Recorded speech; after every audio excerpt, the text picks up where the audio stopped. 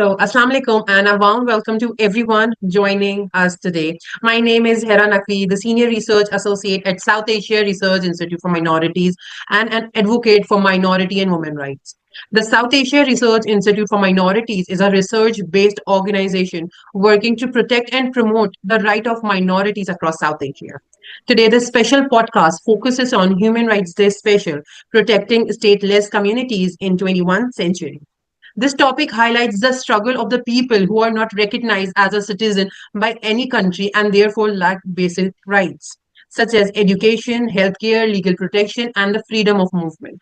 By discussing this issue, we aim to understand these challenges and explore how local and global efforts can ensure the dignity, protection, and equal right for every stateless person. Today, we are honored to have with us Maung Solaiman Shah, a dedicated Rohingya human rights defender and youth activist.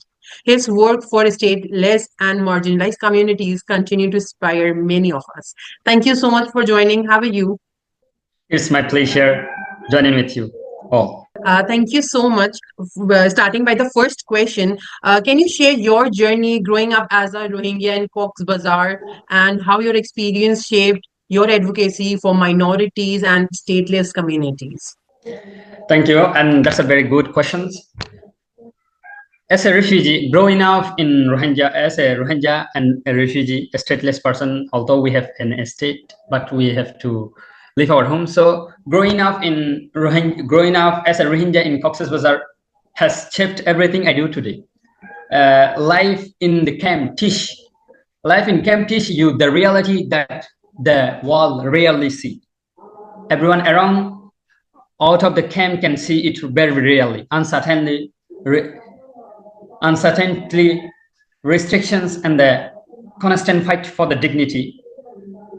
I grew up watching children lose to access to opportunities, family living in fear, and young people struggling with dignity and belonging. Over time, this experience did not break me. They built my purpose. I realized that silence only depends injustice. So I stepped into advocacy, not just a legal status, because our story deserves to be heard by the world.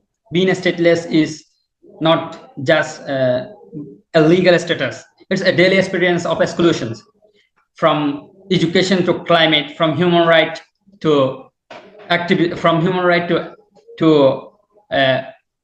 all activisms such as education and human right and law and everywhere you can see exclusions. Just it is a daily experience we are facing.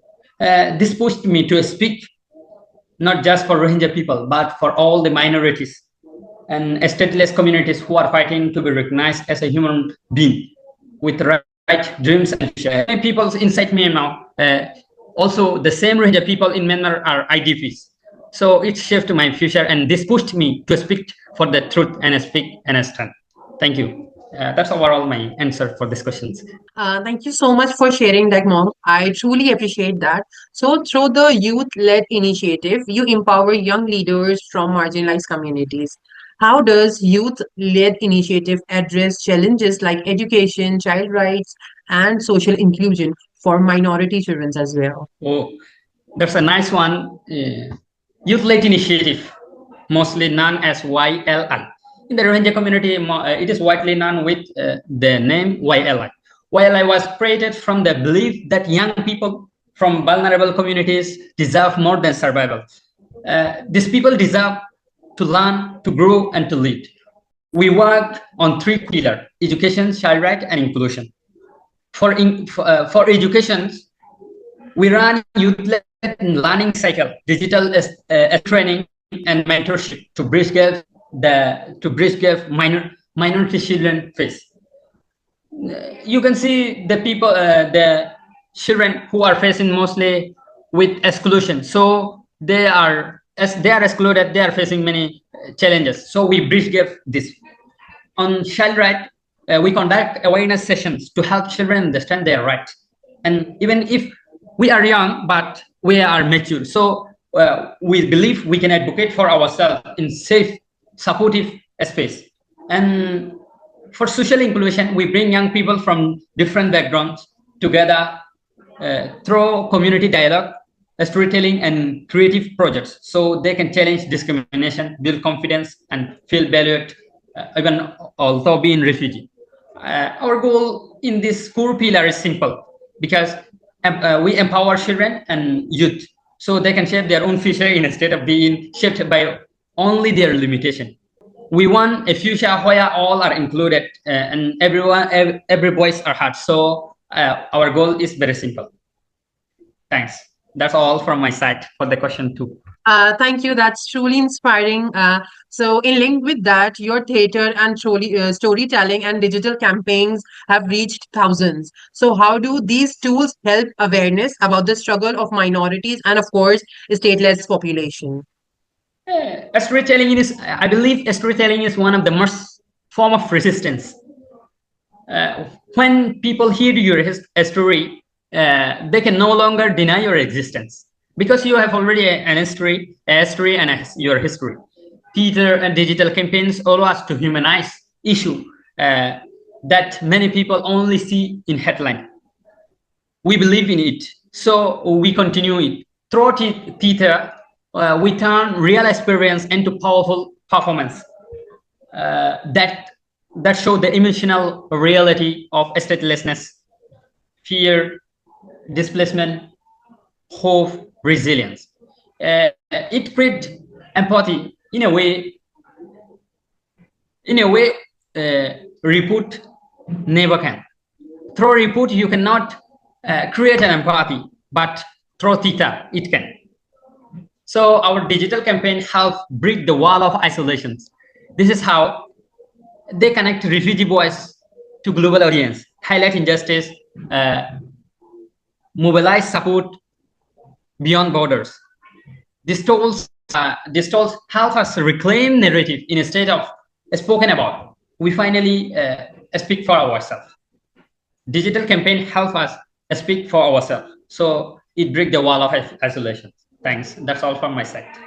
Thank you so much for explaining how powerful these tools can be.